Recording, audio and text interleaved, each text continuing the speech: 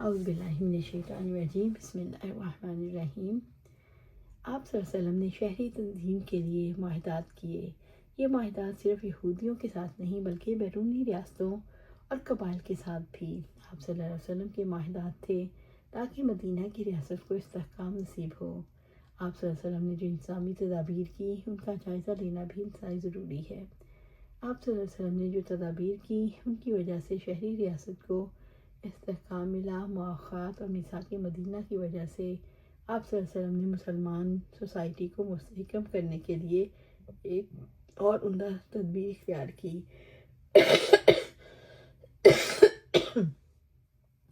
بعض بڑی بڑی شخصیات دین کے اندر داخل ہو رہی تھیں۔ اب مسلمانوں کے اندر یہ سوال پیدا ہوا، ان کا سٹیٹس کیا ہوگا؟ کیا وہ بھی عام شہری بن کر رہیں گے یا ان کو خاص مقام دیا جائے گا؟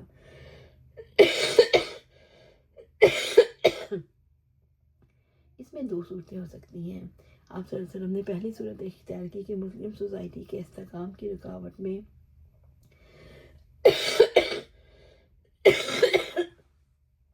کی راہ میں رکاوٹ بننے سے انہیں بچایا جائے، اور یہ اسی صورت میں ہو سکتا تھا جب وہ ذہنی اور معاشرتی طور پر اپنے آپ کو اس سوسائٹی کے ساتھ ہم آہنگ کر لیں۔ اگر آپ صلی اللہ علیہ وسلم ان کو ایسے ہی عام سوسائٹی کی سطح پر چھوڑ دیتے تو ایسی صورت میں ان کے لیے عام لوگوں کی سطح پر آنا ممکن نہ رہتا۔ آپ صلی اللہ علیہ وسلم نے طبقاتی خلیج کو وسیع کرنے کی بجائے دوسرا طریقہ اختیار کیا جو آپ صلی اللہ علیہ وسلم کی حکمت کا عمدہ نمونہ ہے۔ آپ صلی اللہ علیہ وسلم نے انہیں اگلی صفوں میں شامل کر کے اسلام کے دفاع کا حکم دیا۔ یوں ایک طرف یہ عظمت اسلام کے لیے کام کرنے لگے اور دوسری طرف بحیثیت ایک سپہ سالار کے یا بحیثیت ایک سربراہ کے جب انہوں نے ایک اہم رول ادا کیا تو ان کی وجہ سے ان کی اچھی تربیت بھی ہوتی رہی اور ان کی جہالت کو دور کرنے کے لیے انسٹرکشن بھی دی جاتی رہیں۔ اب آپ صلی اللہ علیہ وسلم نے اپنی حکمت عملی کے تحت عمر بن عاص رضی اللہ تعالیٰ عنہ کو اسلام لانے کی وجہ سے سابقون الاولون کا سردار بنا کر فوجی مہموں میں بھیجا۔ یہ آپ صلی اللہ علیہ وسلم کی فہم و فراست تھی۔ یہ آپ صلی اللہ علیہ وسلم کے انسان کا اعلیٰ نمونہ تھا۔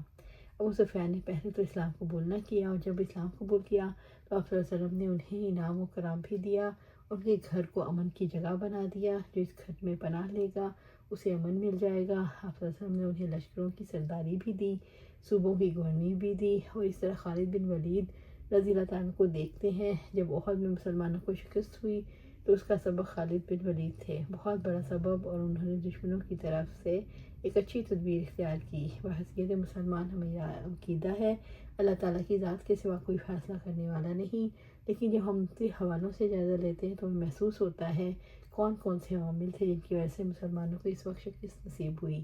جیسے مسلمان مال غنیمت کے پیچھے بھاگے، اسی طرح دشمنوں کی طرف سے خالد بن ولید نے اہم رول ادا کیا۔ ایک طرف تو دشمنوں کو لیڈ کرنے والے تھے اور اسلام قبول کیا تو اللہ کے رسول صلی اللہ علیہ وسلم نے انہیں سیف اللہ کا خطاب دیا۔ یہ آپ صلی اللہ علیہ وسلم کی اعلیٰ درجے کی صلاحیتوں کا نمونہ تھا۔ آپ صلی اللہ علیہ وسلم نے پیغمبرانہ بصیرت کو اختیار کیا، اور آپ صلی اللہ علیہ وسلم نے فرمایا ان میں سے اہل جاہلیت کے معزز اسلام لانے پر بھی معزز رہیں گے۔ اللہ سبحانہ تعالیٰ سے دعا ہے آپ ہم قرآن و سنت پر عمل کریں، اور اللہ سبحانہ تعالیٰ ہمیں جنت الفردوس کے اعلیٰ مقام پر اپنے پاس گھر عطا فرمائے۔ آمین یا رب العالمین۔